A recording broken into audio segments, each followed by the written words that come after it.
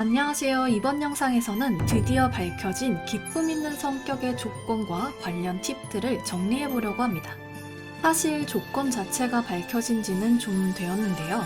어떤 게 허용이 되고 어떤 게 허용이 안 되는지 직접 루넬라까지 돌려서 확인하는 게 좋다고 생각을 해서 이렇게 살짝 늦어지게 되었네요.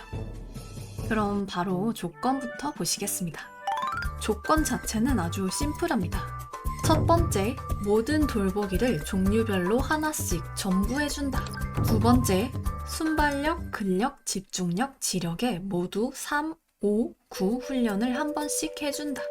이 두 가지만 맞춰주시면 됩니다. 그럼 이제 정해진 순서가 있는지 성장 시간에 제한이 있는지 궁금하실 텐데요. 위에 두 가지 조건만 지키시면 그런 건 하나도 상관이 없습니다.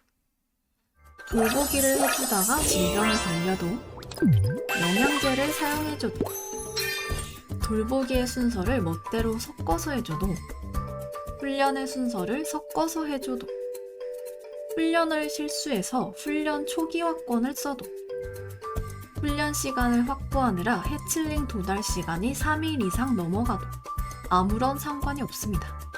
다시 한번 한 페이지에 정리해보겠습니다. 질병, 영양제, 순서, 훈련 초기화권, 성장 시간, 이 모든 것들은 기품작에 영향을 미치지 않습니다. 주의하셔야 할 점은 딱 두 가지입니다. 훈련을 실패해서 0이 뜬 상태로 진행해버리시면 실패로 뜨니까 이런 경우 꼭 훈련 초기화권을 사용해 주셔야 하고요. 제일 실수하기 쉬운 건 돌보기를 중복으로 해주게 되는 경우입니다. 돌보기는 종류별로 딱 한 번씩만 해줘야 하고 2번 이상 하게 되면 실패하니까 꼭 메모장에 어떤 훈련을 했는지 적어 가시면서 기품작 하시길 바라겠습니다. 네, 이렇게 우선 조건을 정리해 보았고요. 기품작을 처음 도전하시는 분들을 위해서 저는 어떻게 기품작을 했는지 한번 공유해 보도록 하겠습니다. 다른 분들도 뉴비분들을 위해 기품작 팁이 있다면 댓글에 함께 공유해 주세요. 우선 훈련의 경우 훈련 시간 확보한다고 부화장에서 빼놓으실 필요까지 없고 그냥 부화장에 넣어놓고 최저행복도인 상태에서 훈련하다가 훈련이 거의 완성되어 갈 때쯤 돌보기를 시작해 주시면 되겠습니다.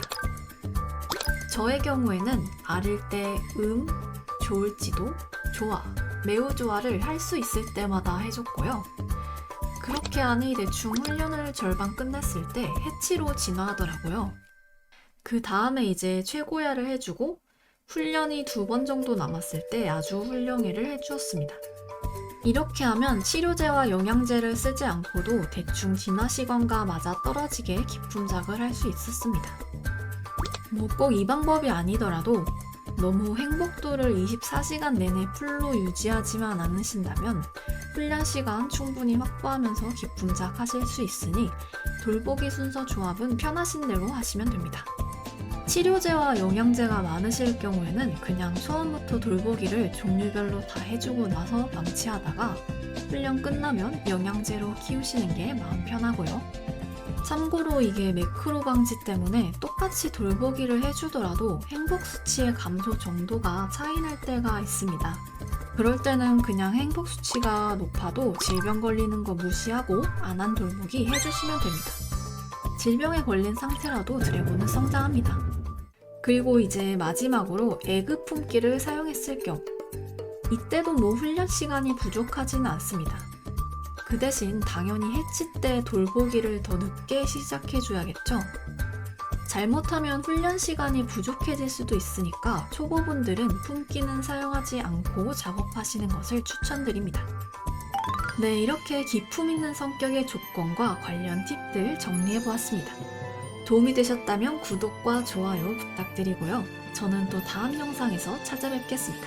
감사합니다.